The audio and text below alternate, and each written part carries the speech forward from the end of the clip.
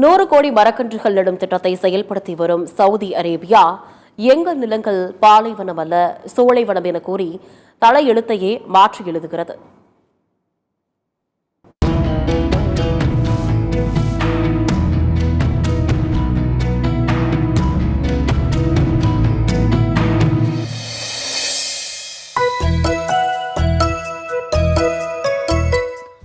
மேற்காசிய நாடான சவுதி அரேபியாவும் 95% நிலப்பரப்பு பாலைவனமாகும்.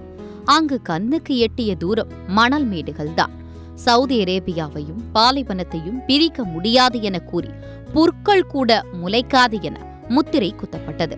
அதையெல்லாம் உடைத்து பாலைவனத்தை சோலைவனமாக மாற்றும் முயற்சியில் மிக தீவிரமாக ஈடுபட்டு வருகிறது சவுதி அரேபியா.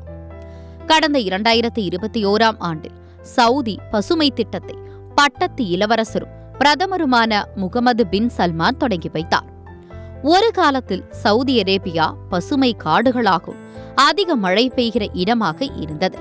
அந்த பழைய சவுதி அரேபியாவை மீட்டெடுப்பதுதான் லட்சியம் என்று சபதம் எடுத்திருக்கிறார் முகமது பின் சல்மான்.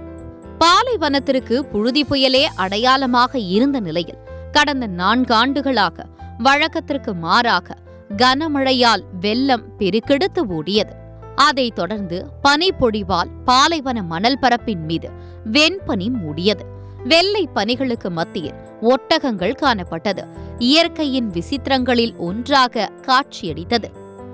எப்போதும் குறைந்த அளவே மழைப்பொழிவு பதிவாகும் சவுதி அரேபியாவில் நிகழ்ந்த காலநிலை மாற்றத்தால் அங்கு கல நிலவரமே மாறியிருக்கிறது.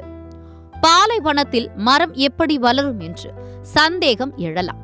2 ஆண்டுகால ஆராய்ச்சி மூலம் அறிவியலும் பாரம்பரியமும் கை கொடுத்தால் வறட்சியை தாங்கி வளரும் பூர்வீக மரங்கள் புதர்களை முதலில் வளர்க்கப்பட்டன.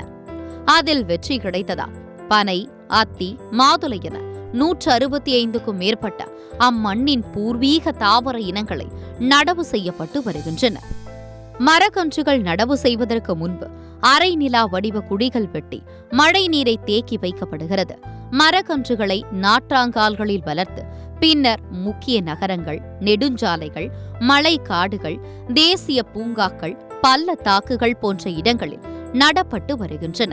தண்ணீர் பற்றாக்குறையை சமாளிக்க தேங்காய் நார், சொட்டு நீர் பாசன தொழில்நுட்பத்தை பயன்படுத்தி வரும் சவுதி அரேபியா அரசு நகர கழிவு நீரை மறுசுழற்சி செய்து மரம் வளர்ப்புக்கு பயன்படுத்தி வருகிறது. மழை நீரை தேக்க சுவர் போன்ற நீர்த்தடுப்புகள் அமைக்கப்படுவதால் அது மண்ணை ஈரத்தன்மையுடன் வைத்திருக்க உதவுவதுடன் ஆவியாதலையும் தடுப்பதாக அதிகாரிகள் தெரிவிக்கின்றனர். சவுதி பசுமை திட்டத்தின் கீழ் 18 கோடி ஏக்கர் பரப்பளவிலான நிலங்களில் 1150 இடங்கள் தேர்வு செய்யப்பட்டு இதுவரை சுமார் 15 கோடிக்கும் அதிகமாக மரங்கள் நடப்பட்டு உள்ளன. 2030ஆம் ஆண்டுக்குள் 60 கோடி மரங்களை நட்டு வளர்ப்பதற்கான பணிகள் தீவிரமாக நடந்து வருவதாக சவுதியின் வேளாண் அமைச்சர் அப்துல் ரஹ்மான் அல் பட்லே தெரிவித்திருக்கிறார். ஆனால் பசுமை புரட்சி செய்து வரும் சவுதி அரேபியாவின் இலக்கோ 100 கோடி மரங்கள்.